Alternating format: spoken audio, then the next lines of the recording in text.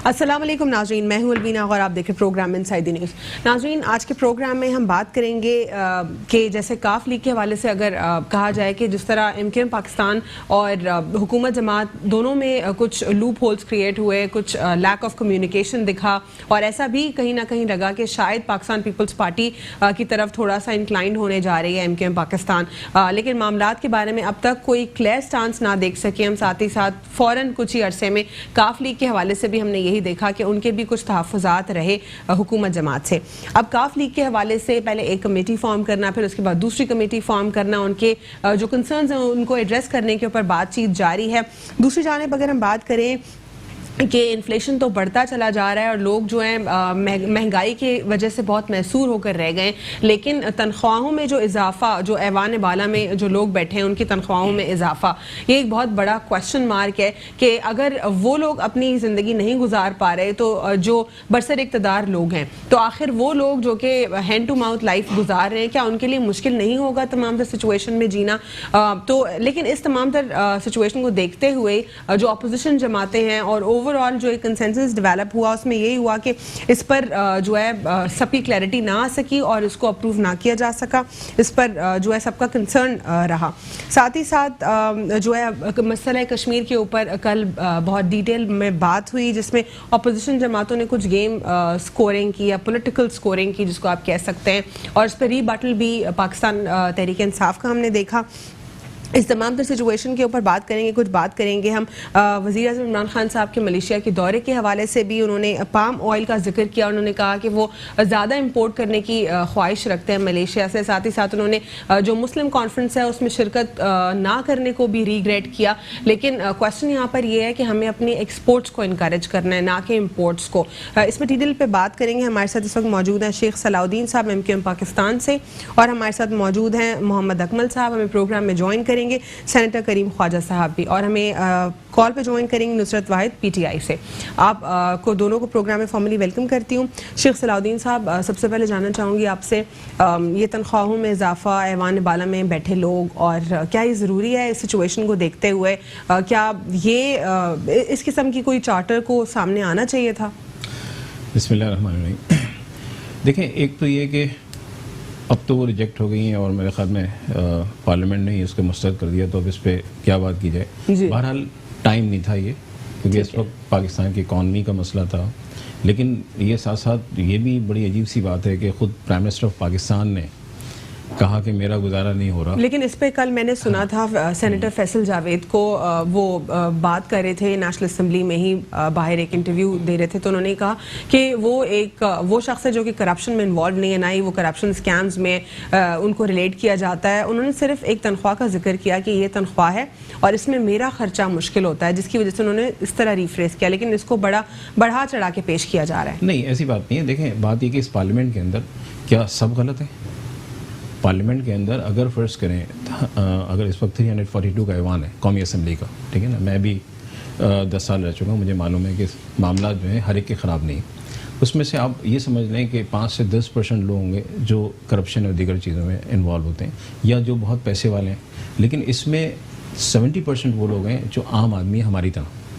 तो अगर हम भी बात करते हैं तो इस बात को हम भी, हमारे नोटिस में भी होती हैं चीज़ें कि हम इस पर गुजारा कैसे करें, जो कि एक ऐसी तनख्वाह है। लेकिन हम ये समझते हैं कि हम रिप्रेजेंट करते हैं, तो हमें एक बात ज़ेब नहीं देती ऐवान के अंदर ये बात करने की कि तनख्वाहें बढ़ाई जाएँ, क्योंकि हम खुद वॉलंटरी जो है आते हैं आवाम की खिदमत के लिए। तो हमें इस बात का ख्याल रखना चाहिए कि ये चीज़ें जो हैं वो आवाम को कैसे, आवाम इसको कैसे देखेगी, क्योंकि आवाम इस वक्त जो है महंगाई तले दबी हुई है। जो मामलात इस वक्त हैं वो आपके सामने, आवाम की चीखें निकल रही हैं, और जो एक आम आदमी है, अगर लेबर की तनख्वाह 15,000 है तो वो कैसे गुजारा कर रहा होगा, आप ये देखें। तो अब अगर हम यही बात करते हैं तो इसको हम माजी में भी लेके जाएंगे। हम हज़रत सदीक रज़ी अल्लाह तआला अन्हु की बात भी करते हैं, हज़रत उमर रज़ी अल्लाह तआला अन्हु की बात करते हैं कि उन्होंने अपनी जो है वो तनख्वाहें किस तरह मुकर्रर की। वो तो लेते ही नहीं थे। जब बैतुल माल से ये चीज़ें आई तो उन्होंने यही कहा कि जो मजदूर की तनख्वाह है वो मेरी तनख्वाह भी होनी चाहिए। तो इस तरह से तो सिस्टम को चलाया जाता है। लेकिन ये है कि हमारे पास बदकिस्मती से जो अराकीन जिनके पास पैसा भी है, इतना पैसा है कि उनको ज़रूरत नहीं है इन तनख्वाहों की, लेकिन वो भी तनख्वाहें ले रहे हैं। तो ये तो वॉलंटरी खुद मुल्क और कौम के लिए जो है वो मना कर देना चाहिए कि हम जो है वो ये तनख्वाहें नहीं लेंगे, क्योंकि हमारे ऑलरेडी हमारे पास जो है यानी इतनी मोरल स्ट्रांग होना चाहिए। मोहम्मद अकमल साहब, मोरल स्ट्रांग होना चाहिए, साथ ही साथ अवाम के लिए भी कुछ सोचना बहुत ज़्यादा ज़रूरी है। अपनी तनख्वाहों में इजाफे की बात करना कोई बात नहीं कि वो अप्रूव नहीं हुआ, लेकिन फिर भी यानी इस किस्म की सोच रखना क्या ये दुरुस्त है? देखिए, टाइमिंग के हवाले से मैं सर की बात को सेकंड करूंगा। टाइमिंग बहरहाल नामुनासिब थी इस वक्त, जिस वक्त के आपका इन्फ्लेशन जो है वो 14+ को छू रहा है, फूड इन्फ्लेशन की अगर हम बात की जाए, और दूसरी भी हर तरफ महंगाई का एक तूफ़ान है, और आवाम और मजदूर तबका हो और इवन मिडल मैन और सफ़ेद पोश लोगों के लिए अपने आप को जो है वो मतलब वक्त का महीना गुजारना जो है ना वो बहुत मुश्किल हो चुका है। तो ऐसे वक्त में अरकान असम्बली को अपनी तनख्वाहों के इजाफे के हवाले से किसी किस्म की बात करना, तो मेरे ख्याल में ये बहुत ज़्यादा नामुनासिब वक्त था। हाँ, अलबत्ता अगर इसके ऊपर बात की जाए तो देखें, बहरहाल वो भी अपना एक वक्त तो देते हैं, टाइम भी देते हैं, उसके ऊपर ज़ाहिर एफर्ट्स भी आती हैं, सब कुछ आती हैं, लेकिन मसला ये है कि एक ईमानदार बंदे को अगर देखा जाए, मैं इस वक्त नॉर्मली हमारे जो असम्बली में बैठे हैं वो सारे के सारे इस लेवल के लोग हैं जिनको शायद तनख्वाह की ज़रूरत भी ना हो, लेकिन अगर नॉर्मल हालात में देखा जाए कि एक आम मतलब अगर बंदा असम्बली में पहुंचता है तो अल्टीमेटली उसको भी किसी न किसी चीज़ की ज़रूरत होती है, तो तनख्वाहों में इजाफे का वो करना बहरहाल गलत नहीं है, लेकिन इन अरकान असम्बली के ऊपर बहरहाल मेरे हिसाब से उसकी कोई जस्टिफिकेशन बनती नहीं, और ख़ासकर इन हालात में कि जब गरीब खुदकुशियाँ कर रहे हों, नौकरियों के लाले पड़े हुए हों, इन्फ्लेशन हाईएस्ट रेट्स के ऊपर हो, तो उन हालात में अगर आप बात करेंगे जी तनख्वाहें बढ़ना, तो इट्स वेरी इररेलेवेंट। ठीक है, जो अपोजिशन जमातें हैं वो इस वक्त किसी पर्टिकुलर प्रोजेक्ट्स के ऊपर फोकस करके उसको अपोज करती नहीं दिखाई दे रही, बल्कि वो सिर्फ और सिर्फ ऐसी पॉलिटिकल स्कोरिंग कर रही हैं। जिस तरह अगर हम जुमलों का इस्तेमाल देखें, जिस तरह अभी रिसेंटली भी जो खाकान अब्बासी साहब है वो कहते हैं कि अवाम का पैसा ATM खा गई है, या फिर पोलियो ज़दा हुकूमत है, जिस तरह ख्वाजा आसिफ साहब ने कल ऐवान में खड़े होकर कहा। इस किस्म के जुमले और सिर्फ इन्फ्लेशन के ऊपर फोकस, क्या ये दुरुस्त स्ट्रैटेजी है अपोजिशन जमातों की, या इनको किसी स्पेसिफिक प्रोजेक्ट्स के ऊपर क्रिटिसाइज करने की जरूरत है? देखिए, इस वक्त अपोजिशन के पास भी अगर आप देखें तो उनके पास भी कोई क्रिटिसाइज करने के लिए एज सच कोई एजेंडा नहीं है। आप देखें, जनरल स्टेटमेंट्स तो आती हैं कि ये इसको खा गई, और वो उसको क्या नाम है उसका, खाकान अब्बासी साहब ने जैसे कहा, या दूसरे भी कर रहे हैं, कोई एक स्कैंडल बहरहाल नहीं आया। वो स्कैंडल के तो इसलिए भी नहीं आया कि कोई प्रोजेक्ट शुरू ही नहीं हुए, या प्रोजेक्ट शुरू ही नहीं हुए तो स्कैंडल कहाँ से आएगा। तो एक लिहाज से तो वो भी सही कह रहे हैं, उनके पास भी अपना मंजन बेचने के लिए एज सच कोई अपेरेंटली आइटम तो है नहीं, ठीक है ना। तो अब वक्तन फवक्तन अपनी मौजूदगी का एहसास तो हर एक ने दिलाना है ना, तो उस एहसास को दिलाने के लिए हर कोई वक्तन फवक्तन अपना अपना बयान जो है ना वो करता रहता है, लेकिन हालात बहरहाल अपेरेंटली इस वक्त जो है इन्फ्लेशन की वजह से वो नॉर्मल नहीं है। ठीक है, शेख सलाउद्दीन साहब, आपको क्या लगता है कि अपोजिशन जमातों की कोई स्पेसिफिक स्ट्रैटेजी नहीं होनी चाहिए? उस स्ट्रैटेजी के ऊपर अगर वो काम करें तो वो एक प्रेशर डेवलप कर पाएंगे हुकूमत के ऊपर, और हुकूमत उस पर्टिकुलर प्रेशर की वजह से कुछ प्रोडक्टिव काम कर पाएगी। देखें, बात यह है कि हुकूमत मौका दे रही होती है अपने उन एक्ट से जिसमें हमें नज़र आ रहा है इस वक्त हमारी इकॉनमी की पोजीशन क्या है, इन्फ्लेशन की जैसे जिक्र किया भाई ने हमारे, ये सारी वो चीज़ें हैं जो हुकूमत को खुद देखनी होती हैं। इन चीज़ों को अगर आप मौका देंगे अपोजिशन तो खड़ी है आपकी जो भी नाकामियों को देखने के लिए। देखिए, अपोजिशन का मकसद यही होता है ना कि आपके ऊपर एक तनकीद का हमेशा वो तलवार लटकती रहे, लेकिन तनकीद बराए तामीर होनी चाहिए। ये पर्सनल किस्म की जो मामलात होते हैं वो बिल्कुल नहीं आने चाहिए, क्योंकि यहाँ हम ये देख रहे हैं कि जब से ये हुकूमत है, तकरीबन 1.5 साल हो गए इस हुकूमत को, अभी तक वो जो हुकूमत के जो रवैया है वही चेंज नहीं हो पा रहा है। उनका रवैया वही कंटेनर पे जो बैठ के सियासत करते थे या तकारीर करते थे वही चीज़ें हो रही हैं। तो ये मौका दे रहे हैं अपोजिशन को कि अपोजिशन खुद उनकी गलतियां निकाल ठीक है, यही से कंटिन्यू करूंगी आपसे, और मजीद गेस्ट को भी प्रोग्राम में शामिल करेंगे, लेकिन एक छोटा सा वक्फा लेंगे। Inside the news.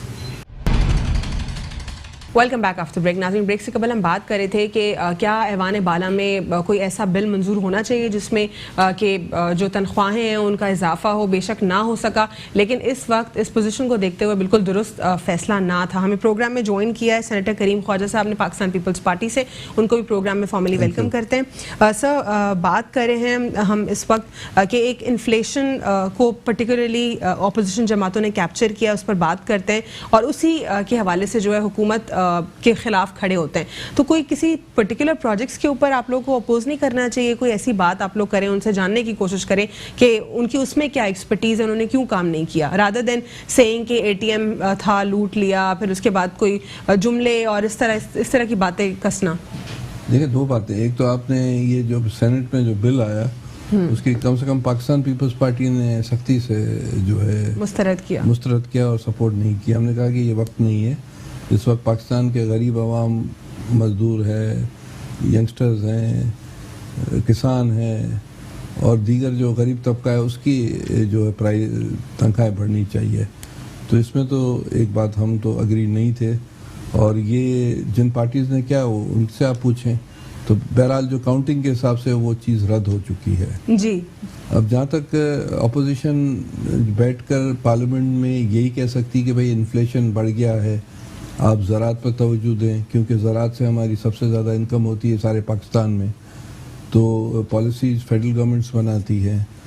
तो इस तरह अगर आप प्राइसेस ज़राअत की जो है जिससे किसान को फ़ायदा हो आप बढ़ाओगे तो पाकिस्तान में जनरली फ़ायदा हो जाएगा।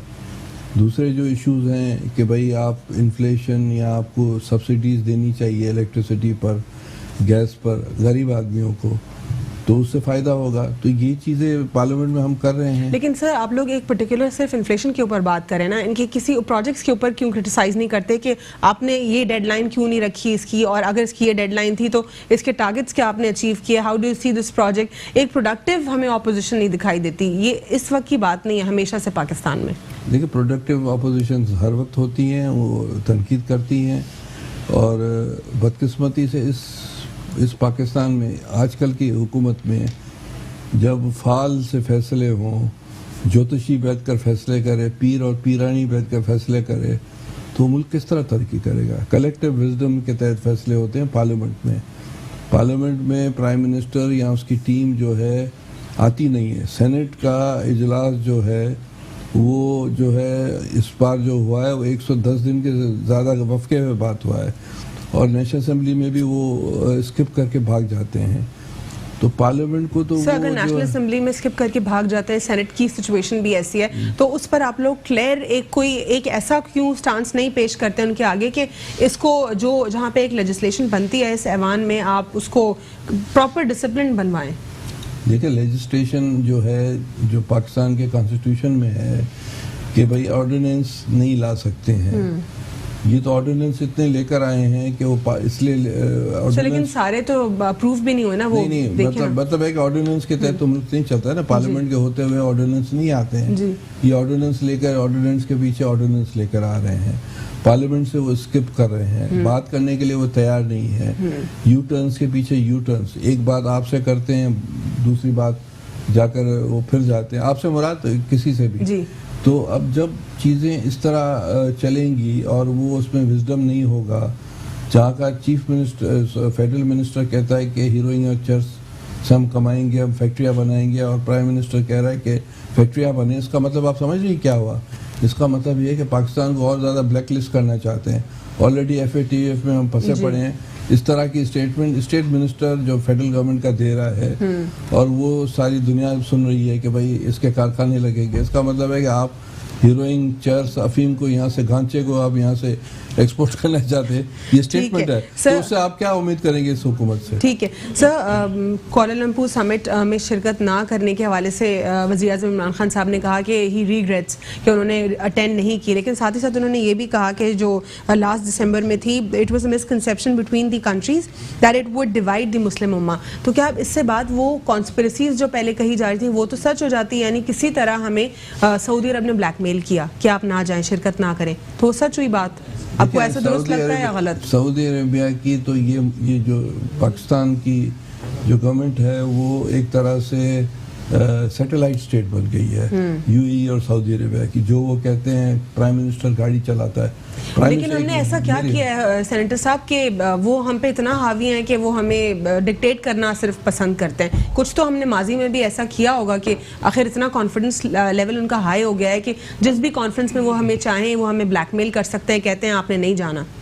देखिए, ये तो कम से कम देखें, जब यमन में जब जंग छिड़ी थी तो उस ज़माने में पाकिस्तान की अपोजिशन जमात जिसमें एमक्यूएम भी थी शामिल और ये भी थे, हम भी थे, उस वक्त फैसला किया कि हम यमन में नहीं जाएंगे। पार्लियामेंट ने एक फैसला किया। तो इस तरह जो है पार्लियामेंट के पास पावर है, फैसले पार्लियामेंट करती है। पर अगर बाहर से फैसले हों तो फिर सैटेलाइट स्टेट बन जाती है। पाकिस्तान ऑलरेडी जो है बाहर से कहाँ से फैसले, डीप स्टेट बन गई है। ये एक डीप स्टेट बन गई है और डीप स्टेट में फैसले पार्लियामेंट नहीं कोई और कॉरिडोर से होते हैं। तो अब और सर क्या ये बाहर से फैसले ये अभी आपको लगता है स्टार्ट हुए हैं या हमेशा से बाहर से किसी ना किसी ने इंटरवीन किया है? देखिए, जहाँ तक हमने जो पाकिस्तान की तारीख सुनी है, पढ़ी है, कायदे-ए-आज़म मोहम्मद अली जिन्ना के बाद जो है जुल्फ़िकार अली भुट्टो का टाइम पीरियड आता है जिसमें पाकिस्तान ने रशियन ब्लॉक से और दीगर सोशलिस्ट ब्लॉक से, उस ज़माने में कोल्ड वॉर थी, ताल्लुकात रखे। उसके बाद अगर आप देखेंगे तो यहाँ जो है पाकिस्तान ने अमेरिका की बातें रहकर अफगान वॉर में गई जो कि एक वॉर नहीं थी, डॉलर की जंग थी।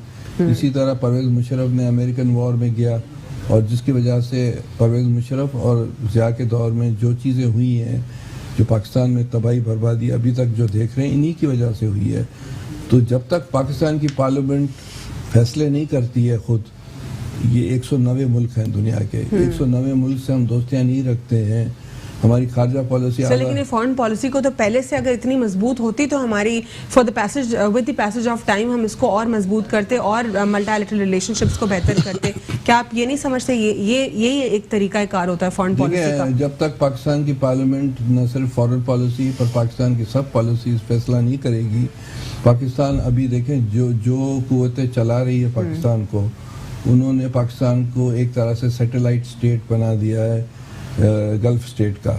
और हम जो है ऐसा लगता है कि हम उनके कहने पर, एक बात सुने अलीना जी, आप कि इसके साथ 2 और सहेलियां हो, एक फैसला करेगा भाई हमें जाना है और एट 11th आवर आप उस सहेलियों को छोड़कर नहीं जाएं, तो मुझे पता है पाकिस्तान ने भी इसी तरह किया ना। इमरान खान ने जाकर वहाँ टर्की में या कहीं और जाकर बोला कि ये मलेशिया, टर्की और पाकिस्तान करेगा, नॉन अरब मुल्कों की समिट करेगा, क्योंकि ये इन्होंने अरब कंट्रीज ने एक तरह से मोनोपोली क्रिएट की हुई है, पोलराइज कर दिया है। और फिर बाद में आप जो है गिव अप कर दिया, उन्होंने समिट कर दी, वो जाकर लड़ भी के ले और अभी आप जा रहे हो।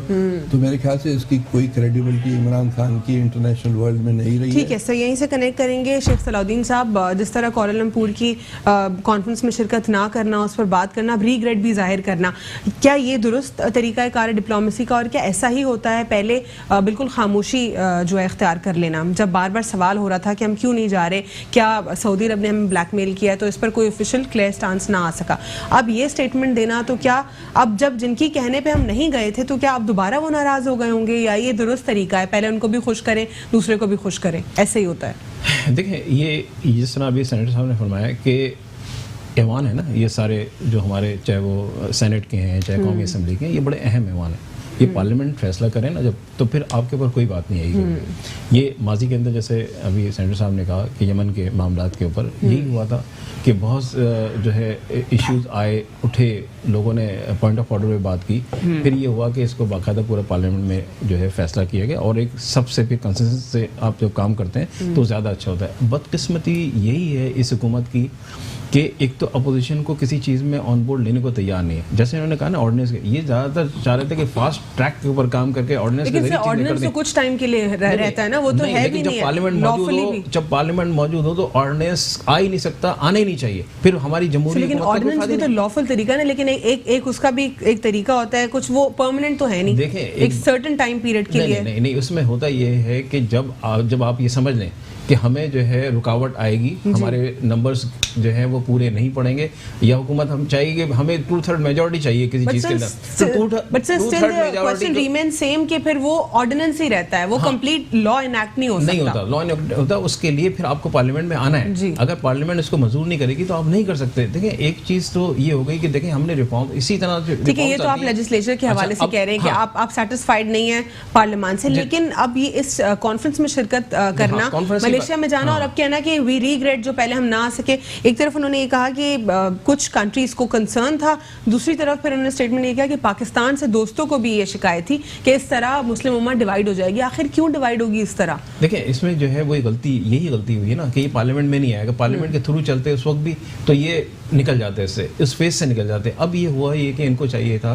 कि इनकी जो वजारत खारजा की तरफ से एक पूरा स्टेटमेंट आता इस बात के ऊपर, नहीं आया ना। देखिए ये क्लैरिटी नहीं हुई ना अभी तक, जो है वो कंफ्यूजन का शिकार भी है, अवाम को भी जो है उन्होंने जो है कंफ्यूज किया हुआ है इस मामले के ऊपर कि आखिर वो इतनी अहम समिट थी कोलालमपुर की, क्यों नहीं गए, ये किसकी वजह से, किसके बोलने पर नहीं गए, तो ये चीज़ें क्यों आई।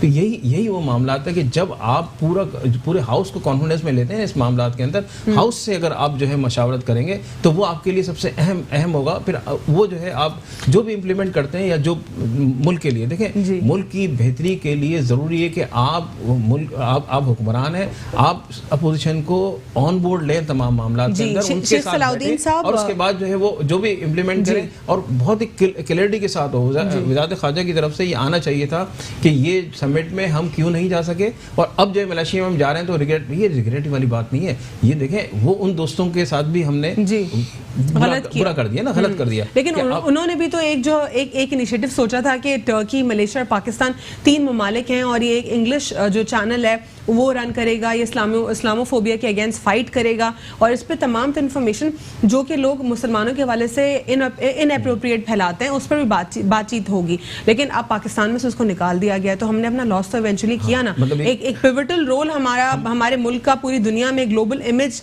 बेहतर होना था। हाँ, वो खराब हो गया है। देखिए मैंने कहा ना कि फॉरेन जो मिनिस्ट्री होती है, फॉरेन पॉलिसी को क्या अगस्त के बाद कमजोर देखते हैं आप? देखिए इस वक्त जो है हमारा कोई भी ऐसी जो है पॉलिसी या कोई भी ऐसी मिनिस्ट्री, लेकिन अगस्त से पहले तक फॉरेन पॉलिसी तो बड़ी, उसकी स्ट्रैटेजी बड़ी एक्टिव दिखाई दी। ये कुछ माह से हम देख रहे हैं कि स्टॉप हो गया है बिल्कुल। देखिए सिर्फ और सिर्फ एक, क्या कोई रीजन है इसका? देखें एक सिर्फ और सिर्फ आप जो मजबूती की बात कह रही हैं ना, वो बेसिकली वो मजबूती आपको नजर आ रही है जो अमेरिका के अंदर यूएनओ की इनकी तकरीर थी, ठीक है ना, वो एक one of the best speech कह सकते हैं। सिर्फ वो यूएनओ की तकरीर, डीजीआईएसपीआर के साथ जो कोलैबोरेशन, जो डायलॉग का तरीकाकार था, जो जिस तरह शाह महमूद कुरैशी साहब हर जगह रिबटल पेश कर रहे थे, वो डिफरेंट दौरों पे हम उनको देख रहे थे, जिस तरह उन्होंने जो ब्लैशमियस जो खाके हैं उनके ऊपर से स्टार्ट ऑफ लिया, उसको ख़त्म कराया, उस गलत कॉन्टेक्ट पूरे जो कॉन्टेस्ट होने जा रहा था, तो एक फास्ट ट्रैक स्ट्रैटेजी दिख रही थी, लेकिन अब पॉज लग गया है, दिखाई दे रहा है। देखिए वो फास्ट ट्रैक स्ट्रैटेजी जो है वो उनको एक जो है वो फोरम मिला और उसके ऊपर वो आए भी और एक अच्छे तरीके से पेश किया, इसमें कोई शक नहीं। लेकिन ये है कि क्या उसकी, देखिए जो बात आप किसी भी जगह पे करना चाहिए यूएनओ में बहुत बेहतर तकारीर अगर माजी में निकालें आप तो बहुत अच्छी चीज, ठीक है सर, आप लोग सब ये क्रिटिसाइज करते हैं, ठीक है, ये सिर्फ डायलॉग से काम नहीं होगा, कोई हमें एक्शन लेना है, फिर उसके बाद उस पर कुछ होगा। लेकिन सर उसके बाद पूरी फॉरेन पॉलिसीज बनती हैं, फिर उसके बाद उसको आपने फॉलो अप करते हैं, लेकिन सर स्कॉलर्स कहते हैं कि कोई भी जो सोल्यूशन है that starts with the dialogue. अगर हम बात करें टूरिज्म की, ये वज़ीर-ए-आज़म इमरान खान साहब ने जगह जगह प्लेटफॉर्म्स के ऊपर टूरिज्म की बात की, तो आज वर्ल्ड टूरिज्म इंडेक्स में पाकिस्तान टॉप 10 जगहों पे आ रहा है। कितना ऊपर पाकिस्तान आ रहा है, we can not imagine that. बहुत सारे लोगों को तो खबर ही सच्ची नहीं लग रही थी।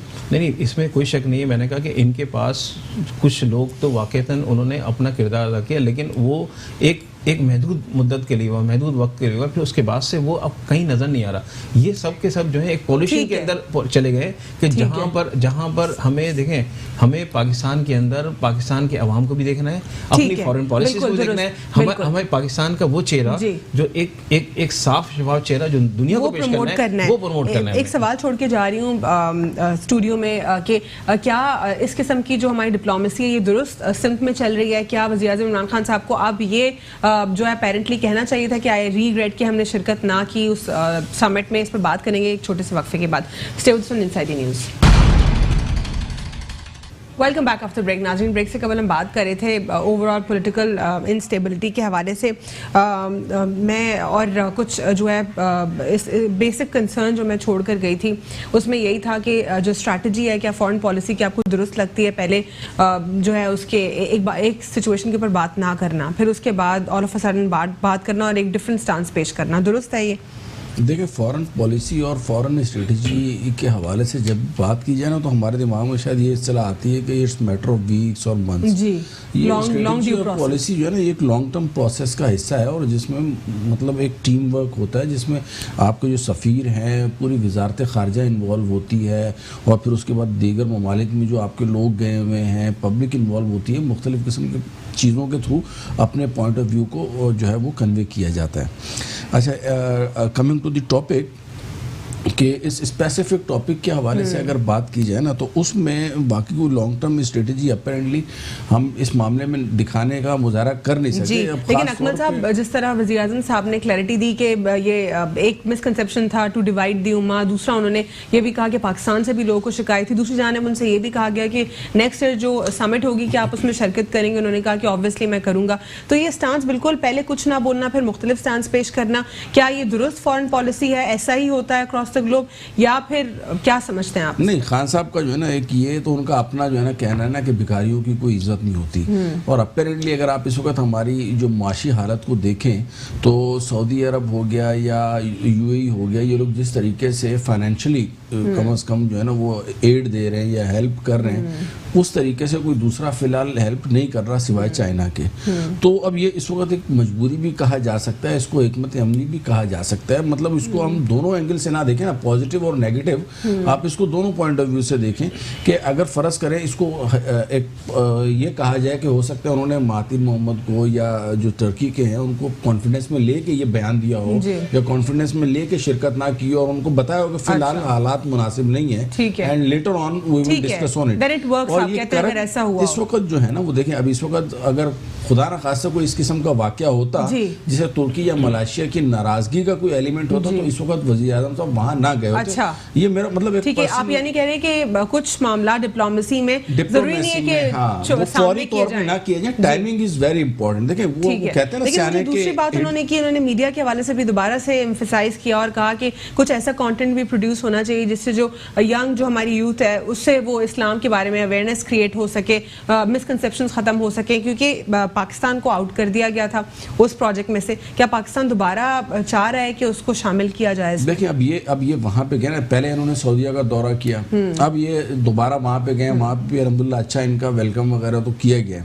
अब it's part of their diplomacy how ये किस तरीके से उनको महातिर मोहम्मद को या टर्की के जो उनको कन्विंस करते हैं कि हमने किस तरीके से चलना है। बहरहाल वो जो उस वक्त जो एक्शन था ना, तो मैं तो उसको इसलिए सपोर्ट करूंगा कि वाकई वो उम्मत मुस्लिमा में बहरहाल वो एक फूट तो डल जानी थी, क्योंकि अल्टीमेटली जो आपकी वो है इस्लामी कॉन्फ्रेंस जो है या जो इस्लामी ममालिक की जो तंजीम है वो ऐसी जिसे आप कहते हैं, तो वो बहरहाल उसकी डोमिनेशन उसमें सऊदीया अपनी हाल में रखना चाह रहे हैं। तो अब सूनर और लेटर कामयाब सिफारतकारी के जरिए उनको ये चीज़ बावर कराई जा सकती है कि उम्मत मुस्लिमा का बहरहाल ये एक इत्तेहाद बन रहा है, ये हमारे बेनिफिट्स हैं, ये हमारे वो चीज़ें हैं। तो करते करते ये चीज़ें आहिस्ता आहिस्ता ये चीज़ इंप्लीमेंट होंगी। आप ये ना कहना कि सुबह चैनल खुल जाए, कल बिल्कुल प्रॉपर हो जाए, ठीक है, वगैरह अपने साथ बैठ जाए, तो ऐसा पॉसिबल नहीं है, ठीक है, it will take time. Sheikh Salahuddin साहब, पाम ऑयल के हवाले से जिस तरह बात की हमने, मैंने इंट्रोडक्शन में अपने बात की कि इंपोर्ट्स के ऊपर फोकस किया गया कि हम और इंपोर्ट करेंगे। क्वेश्चन ये है कि हमें अभी इस वक्त एक्सपोर्ट्स पर फोकस करना है, लेकिन दूसरी जानिब डिप्लोमेसी को अगर देखें तो वज़ीर आज़म साहब कहते हैं कि जब भारत ने थ्रेटन किया मलेशिया को कि अगर आप कश्मीर कॉस्ट पर बात करेंगे तो हम आपके साथ इंपोर्ट्स बंद कर देंगे पाम ऑयल की, तो इसके रिबटल में वज़ीर आज़म साहब ने उनसे कहा कि वो उसको कंपनसेट करने के लिए, क्योंकि वो खुश हैं सपोर्ट करें कश्मीर कॉस्ट को, तो वो उनसे इंपोर्ट्स कराएंगे। तो ये आप क्या दुरुस्त फैसला समझते हैं? देखिए, इसमें डिपेंड करता है कि हमारी जो इस वक्त डिमांड है वो क्या इस डिमांड है और रिक्वायरमेंट है नहीं, क्योंकि क्या हमारे पास इस वक्त जो एग्जिस्टिंग पोजीशन क्या है और आगे क्या आना है। तो इसको देखिए, हमारा जो एक जो मेन मसला है वो ये है कि हम ये चाहते हैं कि इंपोर्ट कम हो, एक्सपोर्ट ज़्यादा हो, ताकि हमारा जो ट्रेड बैलेंस जो है वो भी सही हो जाए। लेकिन बदकिस्मती से ऐसा नहीं हो पा रहा।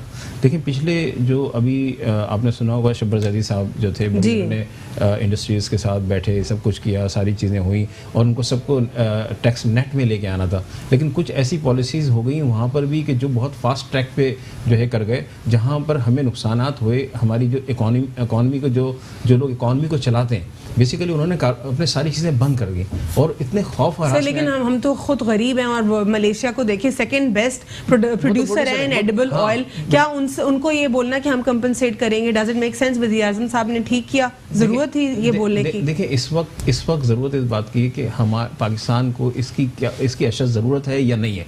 अगर है तो फिर यकीनन प्राइम मिनिस्टर ने अगर कहा होगा इसको देखते हुए कि आगे जो पोजीशन को नजर आ रही होगी कि उस पोजीशन पे हम नहीं आ रहे और हमें जो इंपोर्ट की ज़रूरत है, लेकिन इन्होंने खुद पहले सब चीज़ों में ब्लॉकेज की है ना, उस इंपोर्ट के वो तमाम जितने भी हमारे पास ज़रूरत अशिया की ज़िंदगी थी वो सारी चीज़ें उन्होंने कहा कि अब जो है पाकिस्तान अपने खुद कफील है। यकीनन पाकिस्तान इस वक्त अगर हम कहते हैं कि पाकिस्तान एग्रीकल्चर स्टेट है तो क्या हमने उस पर तवज्जो दी, क्या हमने अपनी इंडस्ट्री को तवज्जो दी जहाँ पर हमें रोज़गार के मौके भी मिलने थे?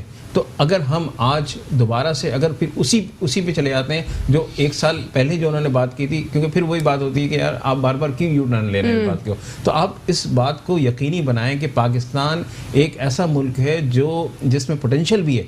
अगर आप पोटेंशियल को सही तरीके से उसमें प्रोवाइड कर दें चीज़ें, क्योंकि हम जो इस वक्त हमने जो नोटिस किया है वही किया है कि जो जितने भी हमारे सनतकार थे वो जो है खौफ के आलम में रहे, उस खौफ के आलम में काम नहीं हुआ जो काम होने चाहिए थे। अगर 1.5 साल के अंदर अगर वो काम हो जाते तो शायद आज इस बात की ज़रूरत ही नहीं थी कि हमें इंपोर्ट करने के जो है वो पोजीशन में होते या नुकसान होते। तो अब ये है कि प्राइम मिनिस्टर पाकिस्तान ने अगर ये बात की, लेकिन सर 1 साल या 1.5 साल में तो कभी भी इकोनॉमी स्ट्रेंथन हो ही नहीं सकती ना, उस स्टांस के उस स्टेज के ऊपर तो हम आ ही नहीं सकते। देखिए उस पे नहीं आ सकते, लेकिन आप एक ट्रैक पे नहीं चल पा रहे हैं ना।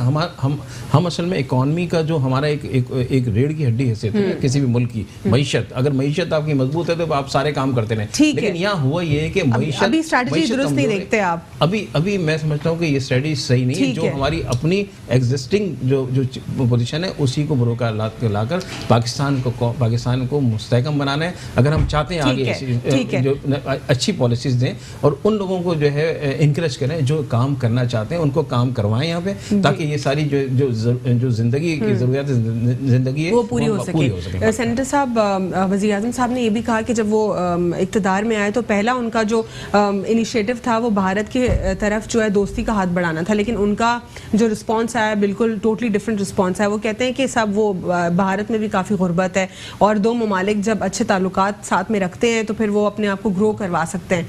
उन्होंने एक बार फिर फोकस किया कि हम डिप्लोमेसी के ऊपर हमने अच्छे तरीके से कोशिश की लेकिन वो ना हो सका। क्या ये स्टांस पेश करना वज़ीर आज़म साहब का, इसको आप क्या समझते हैं? देखिए 2 बातें हैं। इंडिया और पाकिस्तान दोनों जो हैं वो नेबर्स हैं और नेबर चेंज नहीं हो सकते हैं। अब पाकिस्तान के लिए भी ज़रूरी है, उनके लिए भी ज़रूरी है कि चीज़ों को गुफ्तगू शुनीस के ज़रिए और पीपल टू पीपल एक्सचेंज के ज़रिए और थ्रू डिप्लोमेसी, थ्रू ट्रेड चीज़ों को नॉर्मल किया जा सकता है। मैं आपको बताऊं कि सारी दुनिया में 3 टियर्स होते हैं। एक टियर होता है कि अपना अक्सरी जो होती है, एक मुल्क की अक्सरी दूसरी मुल्क की अक्सरी जो है इंस्टीट्यूशन से राब्ते में रहती है, दूसरा थ्रू फॉरेन ऑफिस होता है, तीसरा थ्रू पार्लियामेंट होता है। एक मुल्क की पार्लियामेंट दूसरी मुल्क की पार्लियामेंट के थ्रू एक्सचेंज होता है। तो पाकिस्तान में अभी तक सिर्फ 2 टियर्स हैं, भारत के लिए नहीं पर सारी दुनिया के लिए।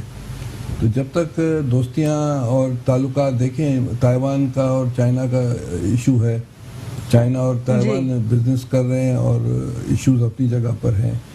इसी तरह हिंदुस्तान और चाइना के इश्यूज हैं बॉर्डर्स के, उनकी ट्रेड हमसे बहुत अच्छी है। मलेशिया के साथ कहा जा रहा है कि रेगुलर बेसिस के ऊपर बायलैटरल टाइज को मजबूत करने की कोशिश की जाएगी, लेकिन अब तक ये जो साल गुजरा है इसमें क्या आपको लगता है कि कोई हमने प्रैक्टिकली मूव लिया है जिसमें हमें कोई फ़ायदा हुआ मलेशिया से? देखिए मलेशिया एक मुस्लिम मुल्क है, हमें उसके लिए एहतराम है, पर इंटरनेशनल सीनरियो में उसकी इतनी बड़ी स्पेस नहीं है, ठीक है ना। और मलेशिया कोई सुपर पावर भी नहीं है लेकिन हमसे तो बेहतर है इकोनॉमी में इसलिए कि ये सब पेपर टाइगर्स हैं। एक ज़माने में जब कोल्ड वॉर थी तो ये मलेशिया अमेरिकन ब्लॉक का था मुल्क, ये कोरिया भी अमेरिकन ब्लॉक का था।